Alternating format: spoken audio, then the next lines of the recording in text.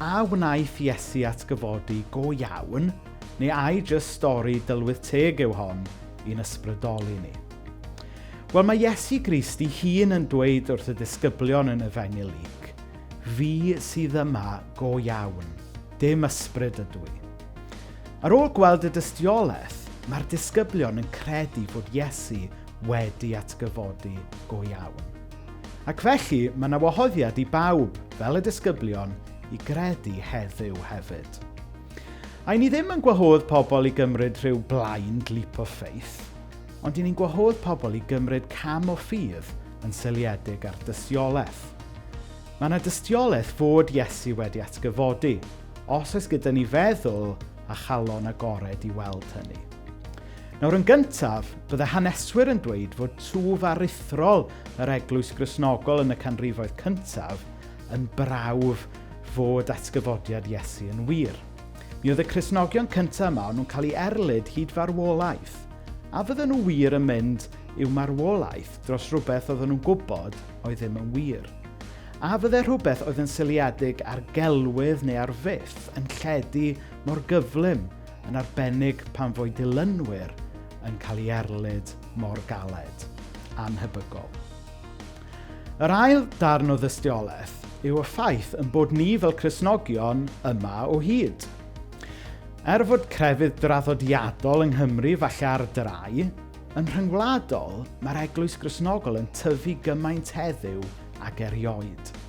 Petai Iesu heb atgyfodi go iawn, yna bydde Cristnogaeth fel ffenomenon jyst wedi ffislo allan yn fuan iawn.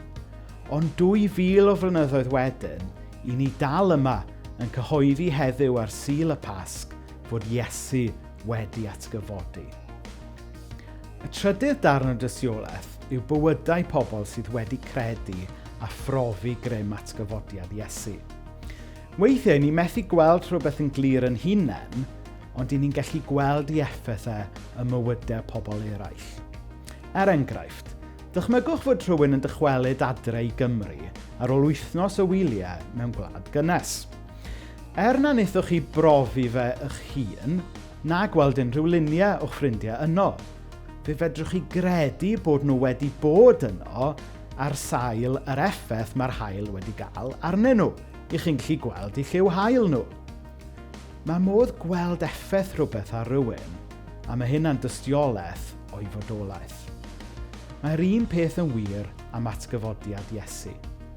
Er nad ydyn ni heddiw yn llythrenol yn gallu gweld Iesu wedi atgyfodi fel y disgyblion yn amser y Beibl, mae modd i ni edrych ar fywydau pobl sydd wedi credu a chael ei newid a'i cyffwrdd gan y gwirionedd am atgyfodiad Iesu.